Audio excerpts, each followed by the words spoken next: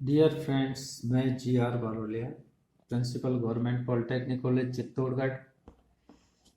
Subject strength of material ME 201 unit 7 shear stress in beam. इसका ये lecture 2 है। इसको मैं यहाँ लिख देता हूँ L2।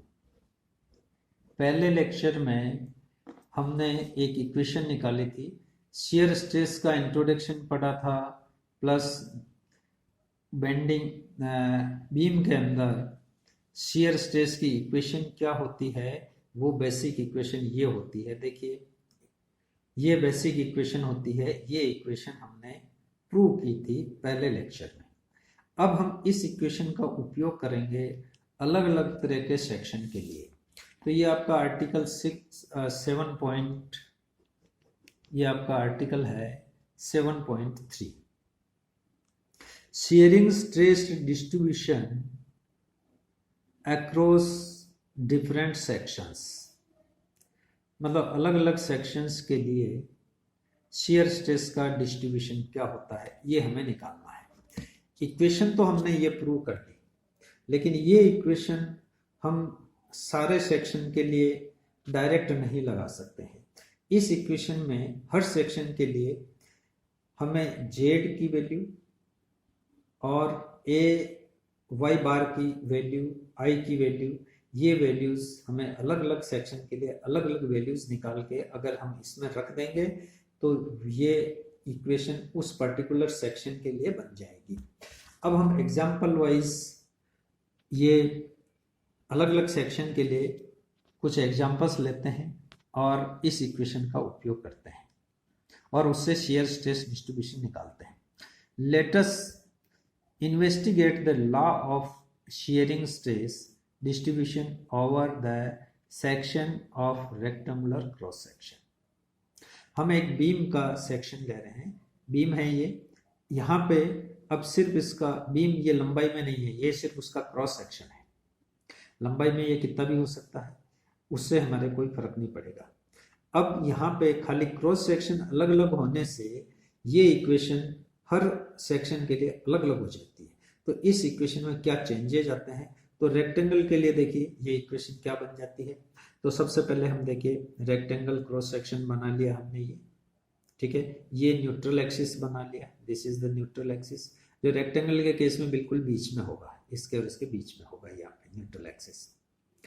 और ये जो है ये बी, इसकी विड्थ है रेक्टेंगुलर सेक्शन की, और ये डी जो है हमने डेप्थ ले ली, जैसा कि यूजुअली हम लेते ही हैं सामान्यतया, डी डेप्थ और बी विड्थ लेते हैं रेक्टेंगुलर सेक्शन के लिए। और ये न्यूट्रल एक्सिस है, ये सेक्शन हमने ले लिया। अब हमें ये निकालना है, एक सेक्शन ले लिया हमने ये यहाँ पे ए बी, इस सेक्शन पे हमें क्यू निकालना है। तो ये क्यू चेंज होता है, ए बी पे अलग, अगर हम नीचे आ जाते हैं तो अलग वैल्यू आएगी, और ऊपर बढ़ते हैं तो अलग वैल्यू आएगी। क्यू इस तरह से यहाँ से लगा के यहाँ तक चेंज होता है। वो कैसे होता है, रेक्टेंगुलर सेक्शन के लिए कैसे होता है, उसके लिए इस इक्वेशन का उपयोग करके आगे हम नई इक्वेशन निकालते हैं और अलग अलग वैल्यूज भी निकाल लेंगे। एक वैल्यू यहाँ निकाल लेंगे और दूसरी वैल्यू यहाँ निकाल लेंगे, और इस तरह से हम जो है अलग अलग वैल्यूज में अलग अलग y की वैल्यू पुट करके अलग अलग निकाल सकते हैं।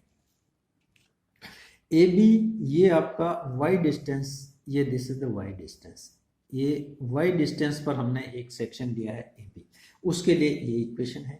And y bar is the, इस ये जो एरिया है इसका यहाँ कहीं सेंटर ऑफ ग्रेविटी होगा, उसकी ये दूरी, यहाँ से सेंटर ऑफ ग्रेविटी की दूरी ये y बार होती है। इसके इस एरिया के जो है न्यूट्रल एक्सिस जो होगा इसका CG सेंटर ऑफ ग्रेविटी होगा, उसके न्यूट्रल एक्सिस से दूरी हो जाएगी, वो y बार होगी। तो on any layer AB at y distance from neutral axis the intensity of the shear stress Q is given by this. ये हम समझ चुके हैं, और ये इक्वेशन पहले इसी इक्वेशन का उपयोग कर रहे हैं। और ये इक्वेशन कहाँ लग रही है, यहाँ पे लग रही है, यहाँ पे इस तरह। यहाँ पे इसमें और भी लिखा हुआ है, देखिए, where I is the moment of inertia of the section, इस क्रॉस सेक्शन का मोमेंट ऑफ इनर्शिया यानी कि आई एक्स एक्स है ये। Z is the width of the section at A B. देखिए जेड है, जेड को परिभाषित करते हैं कि जिस जहाँ पे क्यू निकालना है यहाँ पे ये width, this is the Z, ये वाली जेड। और A Y bar is the moment of area, ये तो एरिया है और ये सी जी का डिस्टेंस है तो ये मोमेंट हो गया। तो ये मोमेंट ऑफ एरिया अबव, कौन सा area, above A B, about neutral axis. A B से ऊपर जो एरिया है, ए बी से ऊपर ये एरिया जो हैचिंग किया हुआ एरिया है, इसका मोमेंट ऑफ एरिया है, इसके ऊपर वाला मोमेंट ऑफ एरिया हो जाएगा और वो होगा ये area multiply by C G का डिस्टेंस, ये area multiply by C G का distance. Substituting the values we get, देखिए अब हमें वैल्यूज पुटअप करनी है तो देखिए Q बराबर एफ अपॉन आई बी। देखिए जेड की वैल्यू तो हो गई बी, यहाँ पे मैं लिख सकता हूँ Z is the B, Z is equal to, यहाँ पे बी दिया हुआ है, बी माना हुआ है तो ये बी वैल्यू हमने यहाँ पे जेड की वैल्यू रख दी। और ये वैल्यू जो है this is nothing but A Y bar. ये कैसे लिखा हमने, देखिए ये अलग भी निकाल सकते हैं हम चाहें तो, यहाँ पे पहले अलग निकाल लेते, जेड की ए वाई बार की वैल्यू अलग निकाल लेते।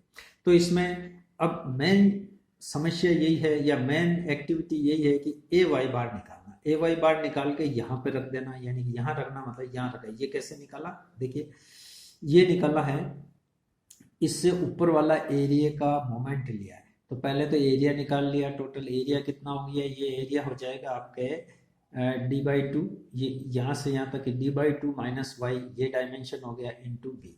देखिए B into D by two minus Y, ये तो ए हो गया, ये ए की वैल्यू हो गई। अब वाई बार है इसका सी जी का डिस्टेंस, सी जी का डिस्टेंस यहाँ सी जी होगा इसके और इसके बीच में, ठीक है, इसके और इसके बीच में सी जी होगा। तो ये दूरी क्या हो जाएगी वाई, यहाँ से यहाँ तक की दूरी कितनी हो जाएगी वाई प्लस इसकी आधी, और ये है D by two minus Y, तो Y plus D by two minus Y का आधा। ये देखिए ये वैल्यूज हो गए थे, ये पूरी वैल्यू हो गई अपने पास में ए वाई बार, और ये वैल्यू अपन ने वाई बार की जगह ये वैल्यू आ गई, ए वाई बार की वैल्यू ये है। ये वैल्यू लिखना ही मेन चीज है, ताकि अलग अलग आगे सेक्शन की अलग अलग प्रॉब्लम आएगी, अलग अलग तरह के सेक्शन आएंगे, उसमें खास चीज यही निकालनी है आपको। ये सबकी अलग अलग वैल्यू आएगी और बी सबका अलग अलग आएगा। आई एक्स एक्स तो जो होता है वो हो गई। अब इसको हम और आगे सोल्व कर लेते हैं, वो देखिए क्या होता है। Q बराबर इसको ये बी से बी कट गया और D by two minus Y, और इसको हमने सोल्व किया आगे तो ये आ गया 1/2 D by two plus Y, और इसको और फर्दर सोल्व किया तो आगे आ गया एफ अपॉन टू आई, एफ अपॉन ये 2 को बाहर ले लिया, ये 2 दोनों ये वाला 2, ये 2 को बाहर ले लिया 2y, और ये आ गया एक बार प्लस और एक बार माइनस वाला फॉर्मूला है ये, तो इसका भी इसका स्क्वायर माइनस इसका स्क्वायर, ये मैथमेटिक्स वाला फॉर्मूला लग रहा है डी, तो D square by 4 minus Y square. तो ये जो इक्वेशन हमारे पास आती है, ये इक्वेशन हमारे पास हो गई stress distribution for rectangular section, इसके लिए। अब ये जनरल इक्वेशन थी, हमने इसमें जेड और ए वाई बार की वैल्यू इसके लिए रखी, तो हमारे पास ये इक्वेशन आ गई। ये इक्वेशन देखिए, ये इक्वेशन याद नहीं रखी जाती है, ये इक्वेशन याद रखी जाती है, और यहाँ से ऐसा फिगर बना करके यहाँ से हम ये वैल्यूज रख करके ये इक्वेशन निकाल लेते हैं। चाहे न्यूमेरिकल करना हो तो भी उसमें भी ये इक्वेशन याद रखिए और ये निकालिए, और उसमें फिर ये इक्वेशन आ जाएगी, इसमें फिर वैल्यूज रख करके हम क्यू की वैल्यू निकाल लेते हैं अलग अलग जगह।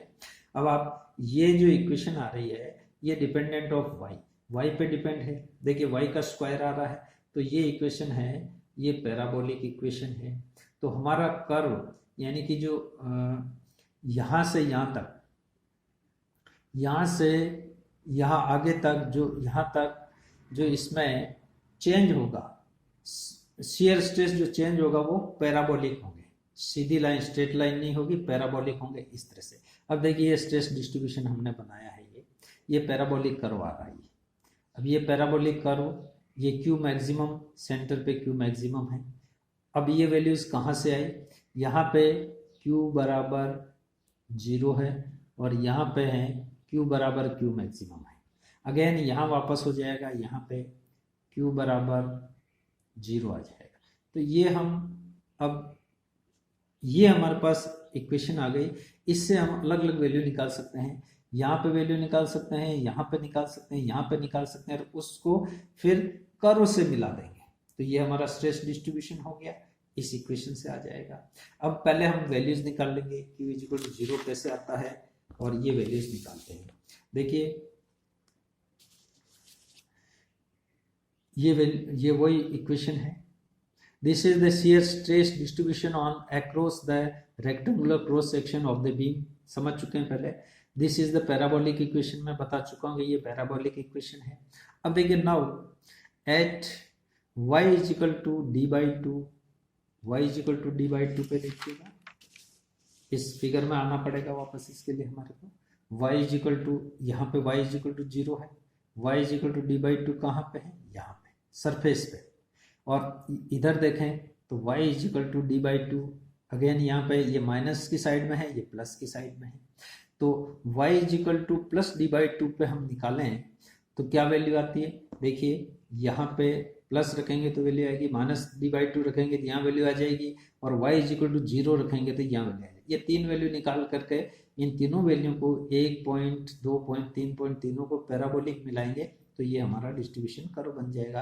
तो ये तीन वैल्यू निकालनी है। तीन वैल्यू कैसे निकल रही है, देखिए y is equal to D by 2, हम इसमें डी बाई 2 रखेंगे, यहाँ पे रख करके देख लीजिए कि यहाँ डी बाई 2 रखा तो ये और ये कट ये 0 वैल्यू हो गई, तो q इज इक्वल टू 0, तो q इज इक्वल टू 0 आ जाएगा। अगेन एक चीज एक और निकाल सकते हैं जो वैल्यू यहाँ निकाली हुई नहीं, देखिए again y is equal to minus D by 2 जो नीचे वाली वैल्यू है, तो क्या आएगा, again q is equal to 0, देखिए दोनों वैल्यू 0 आ गई, ये नीचे के लिए है, ये वाली वैल्यू ऊपर के लिए, तो दोनों वैल्यू 0 आ जाएगी।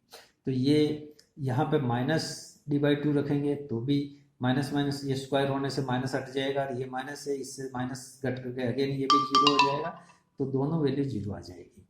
दो वैल्यू आ गई। तीसरी value at y is equal to centre पे, न्यूट्रल एक्सिस पे, this is at neutral axis, at y is equal to 0 at neutral axis, ये देखिए this is the neutral axis, y is equal to 0 for neutral axis. तो क्या होगा, q is equal to q maximum is equal to F D square by 8i। ये कहाँ से आया, इसी इक्वेशन से आया। इसमें हमने वैल्यू रखी, क्या रखी, y इज इक्वल टू 0, ये 0 रख देते हैं तो ये वैल्यू मैक्सिमम भी हो जाएगी, क्योंकि ये घटने वाली माइनस में है, y माइनस में है, इसलिए ये 0 होगा तो ये अधिकतम होगा। और ये जब 0 नहीं होगा, 0 से कोई दूसरी वैल्यू होगी, चाहे माइनस हो चाहे प्लस, तो ये हमेशा कम होगी। मैक्सिमम वैल्यू ये कब होगी, जब 0 होगा तब ही ये मैक्सिमम होगी। तो ये हो जाएगा f/2i, 2 को इसे 8i इंटू डी स्क्वायर, ये आ गया f/8i और ये डी स्क्वायर। तो this is the q maximum. ये वैल्यू और ये तीन वैल्यू हमारे पास है, तीनों को हम पैराबोलिक कर्व से मिला करके ये इस तरह का कर्व हम खींच सकते हैं, ये वाला। तो ये स्ट्रेस डिस्ट्रीब्यूशन हो गया और ये इसके लिए इक्वेशन हो गई, ये अलग अलग वैल्यूज हो गई। This shows the shear stress at surface, यानी कि y is equal two plus minus D by 2 is the 0। ये इक्वेशन क्या बताती है, ऊपर वाला डिस्कशन ये बताता है कि ये जो वैल्यूज हमने निकाली है, सरफेस पर जो वैल्यू निकाली वो 0 होगी शियर स्ट्रेस की, और न्यूट्रल एक्सिस पे शियर स्ट्रेस अधिकतम होगा, ये वैल्यू हो जाएगी। तो ये हमारा रेक्टेंगुलर सेक्शन के लिए हमने एक प्रॉब्लम समझ सकते हैं। अब इसमें अगर इसके डायमेंशन हमारे को दिए हुए हो, रेक्टेंगुलर के बी और डी की वैल्यू दी हो, बी और डी की, तो ये वैल्यूज हम आई कैलकुलेट कर सकते हैं। एफ शियर फोर्स दिया हुआ होना चाहिए, शियर फोर्स कितना है, और डी की वैल्यू हो तो हम ये वैल्यूज निकाल सकते हैं, तो वो न्यूमेरिकल प्रॉब्लम हो जाएगी। अब कुछ जनरल पॉइंट्स हैं जो ध्यान में रखने लायक हैं, वो आप समझ लीजिएगा। इससे क्या है कि किसी भी तरह का सेक्शन है उसमें क्या क्या स्टेप्स हमारे को प्रॉब्लम को सॉल्व करने के लिए लेने होते हैं, वो मैंने ब्रीफ किए हैं। The method of finding the shear stress distribution across any type of cross section like L section हो, चाहे T section हो, चाहे I section हो, चाहे channel section हो, किसी भी तरह का सेक्शन हो, उसमें हमारे को shear stress distribution निकालना है या उसका न्यूमेरिकल करना है, तो क्या करना होगा? देखिए, remember the general shear stress distribution equation this, ये इक्वेशन आपको याद रखनी है। ये इसमें हमने ऐसे ऊपर वाली प्रॉब्लम में जो काम किया है उसी को मैं स्टेप बाय स्टेप पुनः समझा रहा हूँ। पहले तो ये इक्वेशन याद रखनी है। फिर for the any type of the area find the value of Z and A Y bar. देखिए, ये इक्वेशन याद रखनी है और दिए हुए जो भी सेक्शन, आई सेक्शन हो, टी सेक्शन हो, चैनल सेक्शन हो, एल सेक्शन हो या रेक्टेंगल सेक्शन हो, कोई सा भी सेक्शन हो, उसके लिए आपको एक तो जेड पता करना है कि जेड की वैल्यू क्या है और एक ए वाई बार निकालना है। और आई, ये तो आई एक्स एक्स होगा, ये भी निकालना होता है या दिया हुआ भी हो सकता है। तो ये चीजें निकाल करके इस इक्वेशन में हम पुट अप करेंगे। देखिए, put the values of Z and A Y bar in the equation first. इस इक्वेशन में जेड और ए वाई बार की वैल्यू निकालो आप और इस इक्वेशन में रखोगे तो आपको जो इक्वेशन प्राप्त होगी, by simplifying the equation you get shear stress distribution for that section। और ये वैल्यूज रख करके उसको थोड़ा सिंप्लीफाई करेंगे, जैसा कि इस प्रॉब्लम में अपन ने किया ही था। जेड निकाला, ए वाई बार निकाला और इस इक्वेशन में रखा और उसको थोड़ा सोल्व किया तो हमारे पास ये इक्वेशन आ गई थी। ये रेक्टेंगुलर सेक्शन के लिए हो गई।